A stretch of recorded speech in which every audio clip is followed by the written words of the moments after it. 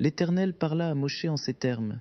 Si quelqu'un vient à fauter et commet une infidélité envers l'Éternel, en mentant à son prochain au sujet d'un dépôt, d'un objet confié, d'un bien volé ou extorqué, ou s'il trouve un objet perdu et le nie, et prête un serment mensonger concernant l'une de ces fautes que l'homme peut commettre. Voici que notre maître, le saint Or Harayim, de mémoire bénie, expose un principe d'une profondeur immense.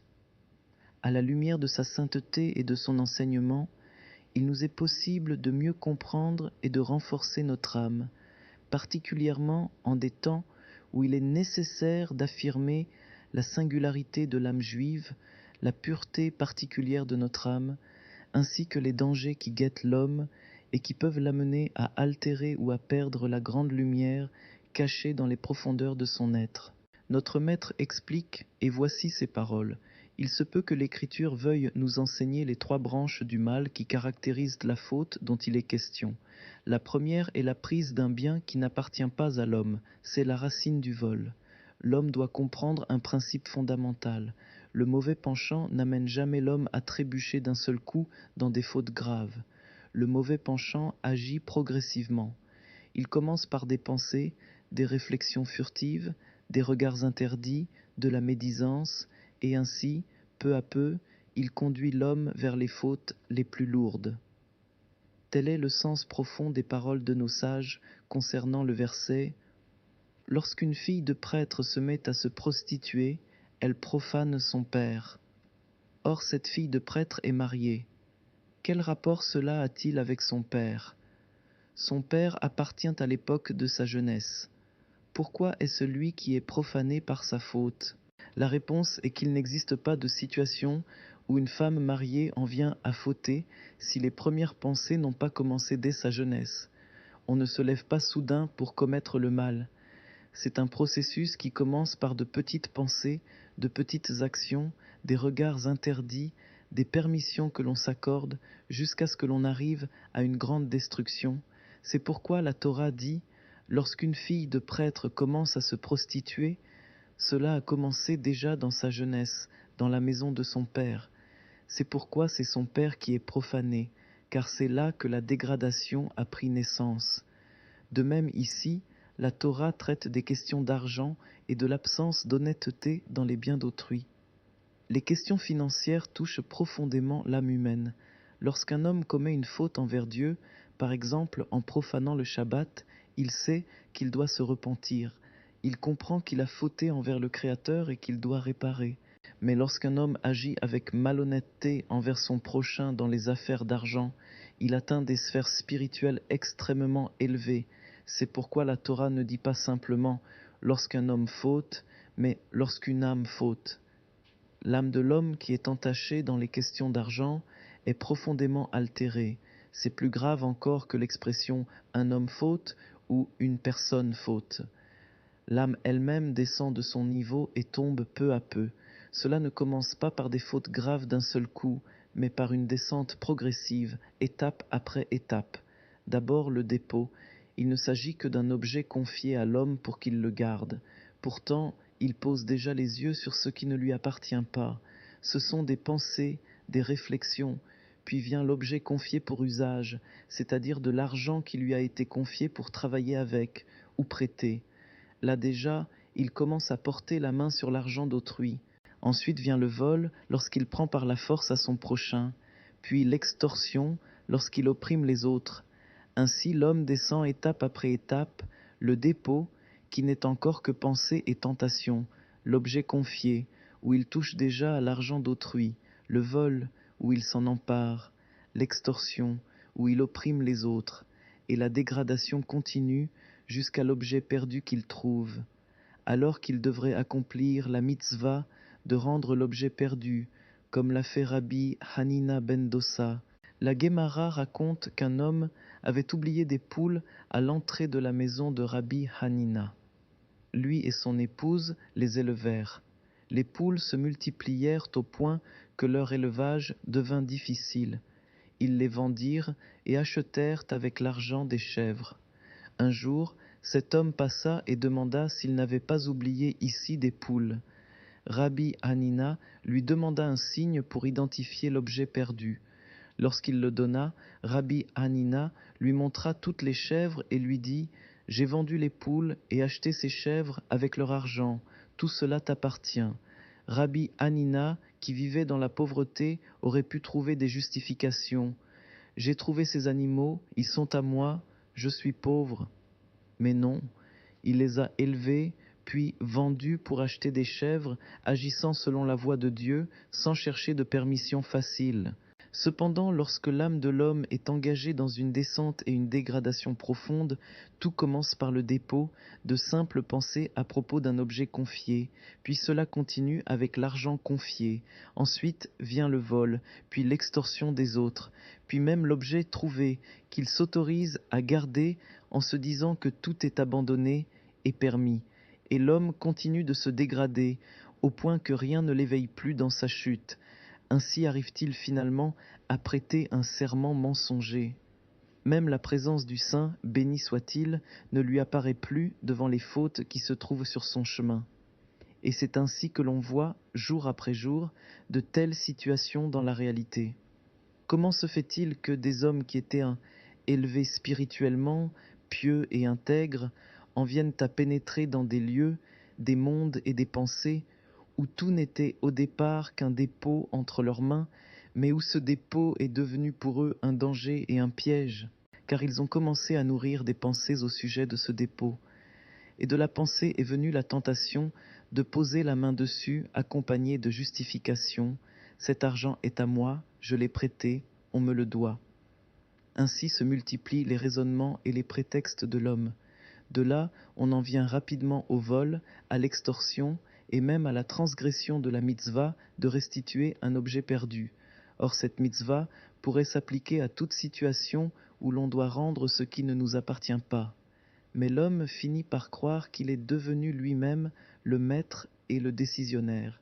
Il décide quelle mitzvah doit être accomplie et laquelle peut être ignorée, et comment agir selon sa propre opinion. Au fil du temps, il perd la véritable connaissance de la volonté divine. Son propre jugement devient, à ses yeux, la volonté de Dieu et la loi de la Torah. Tout est désormais décidé selon ce que voient ses yeux. De là, il en arrive à prêter un serment mensonger, car lorsque l'homme commence à tomber dans l'abîme, la chute n'a plus de fin. Notre maître de mémoire béni explique qu'il existe 3 branches du mal que commet celui qui tombe dans cette faute. La première est prendre une chose qui ne lui appartient pas, ce qui constitue la racine du vol. C'est là un fondement essentiel dans la vie. Lorsqu'un homme prend une chose qui n'est pas à lui, peu importe ce qu'il pense ou ce qu'il affirme, peu importe le nombre de justifications ou d'excuses qu'il invoque, il prend simplement ce qui ne lui appartient pas. Telle est l'expression de notre maître, la branche du vol. L'homme doit comprendre qu'une chose qui n'est pas à lui ne lui appartient pas, elle appartient à quelqu'un d'autre. Et cela ne concerne pas seulement la dimension matérielle visible. Chaque objet possède également une dimension spirituelle élevée. Lorsque tu détiens quelque chose qui ne t'appartient pas, tu détiens non seulement un bien volé sur le plan matériel, mais également une appropriation spirituelle injuste, car cet objet est lié, dans sa dimension spirituelle, à une autre personne. Nous trouvons un exemple de cette sensibilité dans l'histoire de l'âne de Rabbi Pinhas ben Yaïr, Talmud de Jérusalem, de Maï 1. L'âne de Rabbi Pinhas fut volé et caché dans une grotte pendant 3 jours sans nourriture. Les voleurs décidèrent finalement de le relâcher, craignant qu'il ne meure, et l'animal retourna chez lui. Lorsqu'on voulut lui donner à manger une nourriture qui n'avait pas été correctement prélevée pour la dîme, l'âne refusa de manger jusqu'à ce qu'on lui apporte une nourriture convenablement préparée. Ainsi, l'âne resta 3 jours sans manger. Pourquoi ? Parce que même l'âne d'un juste se gardait de consommer ce qui n'était pas conforme aux lois de la dîme. Les biens et les possessions d'un homme contiennent en eux une part de ses forces spirituelles. C'est pourquoi le vol possède une dimension extrêmement profonde. Sa racine première est précisément le fait de prendre une chose qui ne nous appartient pas, ce qui constitue une atteinte grave et profonde. Notre maître le saint Arizal nous enseigne également que pour les fautes liées au vol et aux affaires d'argent, l'homme peut être amené à revenir dans ce monde par une réincarnation. Tant qu'il n'a pas restitué ce qu'il a pris, la faute demeure. Pour beaucoup de fautes entre l'homme et Dieu, la teshuva peut apporter l'expiation. Mais pour les fautes liées à l'argent et au vol, comment l'expiation pourrait-elle être complète tant que ce qui a été pris n'est pas restitué? Malheureusement, dans notre génération, les pensées se sont troublées. L'homme transgresse les lois financières de la Torah en se basant uniquement sur les lois de l'État sans se demander ce que dit la halacha. Combien de permissions l'homme s'accorde-t-il à lui-même ou que son avocat lui accorde selon la loi civile, alors qu'il s'agit en réalité de vol pur et simple? Notre maître poursuit en expliquant la deuxième branche. Il commet une infidélité envers l'Éternel. Cela signifie que l'homme agit comme s'il trahissait Dieu, car il modifie l'ordre du jugement divin. Le Saint, béni soit-il, juge et décide, selon les actions de chacun, qui doit posséder tel bien. Lorsque quelqu'un vient et le prend par le vol, il modifie ce jugement. Le Zohar enseigne: voici les lois, ne lis pas Mishpatim, loi, mais Gilgulim, réincarnation. Dieu a décrété que cet argent appartienne à Réhouven, et voilà que Shimon vient et le prend par le vol, se faisant justice lui-même. La faute de cet homme ne consiste pas seulement à avoir volé son prochain, il a également porté atteinte à l'ordre établi par Dieu, car le Saint, béni soit-il, a décidé que cet argent appartienne à Réhouven, et toi, Shimon, tu le prends. Tu brises le jugement divin et empêches que la parole de Dieu se réalise. Selon les mots de notre Maître, il semble alors, pour ainsi dire, que Dieu soit suspecté de ne pas avoir rendu un jugement juste. Malheur à l'homme qui provoque une telle destruction dans les sphères célestes. C'est pourquoi nos sages enseignent que lorsque l'homme se présente devant le trône céleste, l'une des premières questions qu'on lui pose est: as-tu conduit tes affaires avec intégrité? Car il ne doit pas se trouver dans l'argent de l'homme la moindre pièce qui n'ait été acquise avec honnêteté. Nous trouvons un exemple frappant avec Abba Ilkia, Ta'anit 23. Lors d'une année de sécheresse, le peuple d'Israël envoya des sages lui demander de prier pour la pluie. Ils le trouvèrent en plein travail et il ne leur répondit pas. Lorsqu'il eut terminé, il prit le bois sur une épaule, son manteau sur l'autre, et agit d'une manière qui leur sembla étrange. Arrivé chez lui, il leur expliqua qu'il était un ouvrier payé à la journée. Comment aurait-il pu interrompre son travail pour autre chose alors qu'il était engagé à travailler? À ce sujet, nos sages ont dit: maudit soit celui qui accomplit l'œuvre de Dieu avec négligence. Ainsi, lorsque l'homme prend un argent qui ne lui appartient pas et se donne à lui-même des permissions, il provoque une immense destruction dans son âme et agit contre le décret divin qui avait attribué cet argent à quelqu'un d'autre. La troisième branche, explique notre maître, est: il nie à son prochain. Cela signifie qu'il rend coupable le juste qui vient réclamer son dépôt. Il lui répond: cela n'a jamais existé, et le fait passer pour menteur. Ainsi, après avoir volé et après avoir altéré l'ordre divin par ce vol, une faute entraîne une autre faute. L'homme devient persuadé d'avoir raison. Tel est le chemin de l'homme dans la chute. Après avoir commis les fautes les plus graves, il affirme encore: cela me revient, on m'a pris, on m'a fait du tort, et il provoque ainsi une grande destruction. Cet enseignement de notre Maître constitue un véritable test pour chaque juif. Chacun doit examiner s'il ne glisse pas, sans s'en rendre compte, dans ses degrés de dégradation. Car lorsque l'homme commence à descendre sur cette pente, il perd tout ce qu'il possède sans même s'en apercevoir. Et le plus terrible est dès qu'il ne comprendra jamais qu'il doit faire teshuva. Tel est le danger. Lorsque l'homme devient fermé, scellé dans sa propre certitude, il ne reviendra jamais à Dieu, car à ses yeux il a toujours raison.